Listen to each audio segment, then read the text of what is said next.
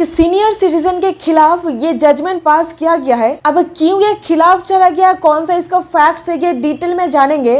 और देखिए back to back इस तरीके का ही जजमेंट सामने आ रहा है। अब क्यों आ रहा है इसको ही हम लोग डिटेल में समझेंगे, क्योंकि MWPSC एक्ट यानी कि maintenance and welfare of parents and senior citizen act 2007 का पर्पस ही ये है, ये एक बेनिफिशियल लेजिस्लेशन है, वेलफेयर करना ही इसका मेन उद्देश्य है। अब इसके चलते सीनियर सिटीजन के खिलाफ जजमेंट आ रहा है और ऐसा गलती तो आपको बिल्कुल भी नहीं करना है। तो केस का नाम है Nanjappa and state of Karnataka and others, facts of the case. Nagaraju and Nanjappa ये दोनों ब्रदर थे। नागाराजू एक प्रॉपर्टी खरीदे। अब नागाराजू सब कुछ कंसिडरेशन मतलब मॉनिटरी जो वैल्यू होता है सब कुछ दिए थे प्रॉपर्टी खरीदने के लिए, बट जो सेल डीड था उसको रजिस्ट्रेशन किया गया था नंजप्पा के नाम पर, यानी कि उनके ब्रदर के नाम पर। यहाँ पर एक ही कंडीशन डाला गया था रिकन्वेंस का, मतलब बाद में चल करके उनको एक गिफ्ट डीड बना करके प्रॉपर्टी वापस करना था। नंजप्पा एक गिफ्ट डीड बनाता भी है और प्रॉपर्टी चला जाता है नागाराजू के पास। अब नागाराजू को प्रॉपर्टी मिल जाने के बाद उनका एटीट्यूड नंजप्पा के खिलाफ एकदम बदल जाता है। एब्सोल्युटली मतलब लव एंड अफेक्शन जो होता है यही दिखाना वो भूल जाते हैं। अभी ऐसे में क्या होता है, नंजप्पा असिस्टेंट कमिश्नर के पास जा करके केस फाइल करते under section 23 subsection 1 and subsection 2 of the MWPSC act यानी कि सीनियर सिटीजन एक्ट। अब इसके तहत आप प्रॉपर्टी को वापस ले सकते हो, मतलब रिक्लेम कर सकते हो, जो गिफ्ट डीड के तहत और एनी अदरवाइज मेथड के तहत आप ट्रांजैक्शन करके दे रहे हो। तो होता भी ऐसा ही है और असिस्टेंट कमिश्नर यहाँ पर नंजप्पा के फेवर में राय पास कर देते, यानी कि गिफ्ट डीड को null and void cancel declare कर दिया जाता है। अब प्रॉपर्टी वापस चला आता है नंजप्पा के पास। अब ये असिस्टेंट कमिश्नर का जो ऑर्डर था इसको नागाराजू ने चैलेंज कर दिए थे एक रेट पिटीशन फाइल करके। अब इस केस में एब्सोल्युटली नागाराजू जीत जाते हैं, यानी कि नागाराजू के पास ही प्रॉपर्टी रहेगा, ऐसा जजमेंट पास कर दिया जाता है। अब सीधे मैटर पहुंच गया था डिवीजन बेंच के पास। यहाँ पर एक इंट्रा कोर्ट अपील फाइल किया जाता है। इंट्रा कोर्ट मतलब एक ही हायरकी में, सपोज सिंगल बेंच के पास था, डिवीजन बेंच के पास चला गया, तो एक ही हायरकी में होता है। एनीवेज दोनों पक्ष के एडवोकेट एकदम तगड़ा आर्ग्यूमेंट पेश किए जज के पास। अब दोनों तरफ के एडवोकेट ढेरों और केस लॉज रेफर किए अपने अपने केस का जो मेरिट है उसको साबित करने के लिए। अब होता क्या है, section 23 of the senior citizen act में केस फाइल किया गया था। सेक्शन 23 आप वहीं पर ही लागू कर सकते हैं जहां पर प्रॉपर्टी को कंडीशनल ट्रांसफर किया गया है।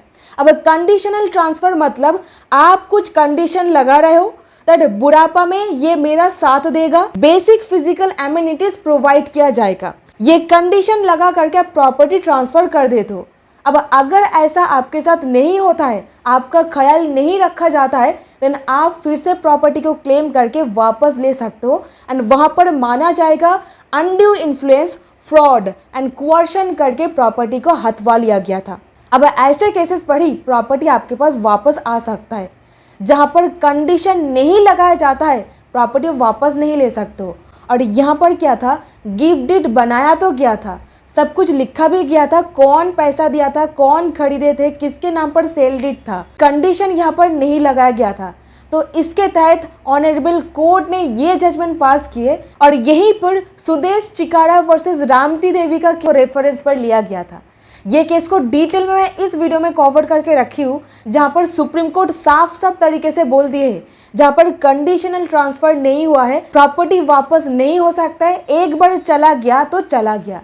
तो यही जजमेंट का रेफरेंस लेते हुए, यही जजमेंट को फॉलो करते हुए ऑनरेबल हाई कोर्ट नागाराजू के फेवर में जजमेंट पास करते हैं, यानी कि प्रॉपर्टी नागाराजू के पास ही रहेगा, वापस से प्रॉपर्टी नंजप्पा के पास नहीं जा सकता है। तो हाई कोर्ट यहाँ पर असिस्टेंट कमिश्नर का ऑर्डर को खारिज करते हुए जो सिंगल जज के द्वारा पास किया गया था नागाराजू के फेवर में, उसको ही कंफर्म कर देते हैं और ये बोलते हैं हालांकि कानून का उद्देश्य सीनियर सिटीजन का बेनिफिट करना होता है, बट हम लोग सुप्रीम कोर्ट के जजमेंट के द्वारा बाइंड है, तो सुप्रीम कोर्ट जो जजमेंट पास कर रहे हैं उसको ही फॉलो करना पड़ेगा।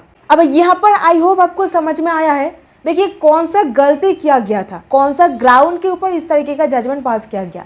तो सिंपल तरीके से देखिए, यहाँ पर कंडीशनल ट्रांसफर नहीं हुआ था, तो कंडीशनल ट्रांसफर अगर नहीं होगा तो यहाँ पर क्या प्रॉपर्टी वापस आपके पास आएगा? नहीं आएगा। अगर प्रॉपर्टी ट्रांसफर हो जाने के बाद वो इंसान का रूप बदल जाता है तो यहाँ पर आप कुछ भी नहीं कर सकते हो, क्योंकि कंडीशन आप इनकॉर्पोरेट नहीं किए थे गिफ्ट डीड में व्हाइल ट्रांसफरिंग द प्रॉपर्टी। सो यही एक सीख आपके लिए रहेगा। तो यहीं पे आप out of love and affection property तो ट्रांसफर कर देते हो।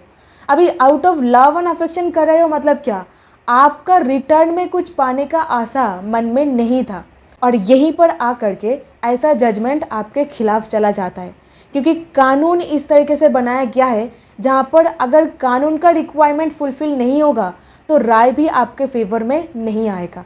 तो जैसा इस केस में हुआ था, तो कंडीशन ज़रूर एक मेंशन करके रखिएगा, और ये वाला वीडियो ज़रूर देखिएगा। सुप्रीम कोर्ट किस तरीके से इसको एक्सप्लेन किए, जो खुद बता रहे सुप्रीम कोर्ट, एकदम क्लैरिटी से आपको पता चल जाएगा। So that's it in this video. Thank you so much for watching this video. Don't forget to like and share this with your friends. Thank you.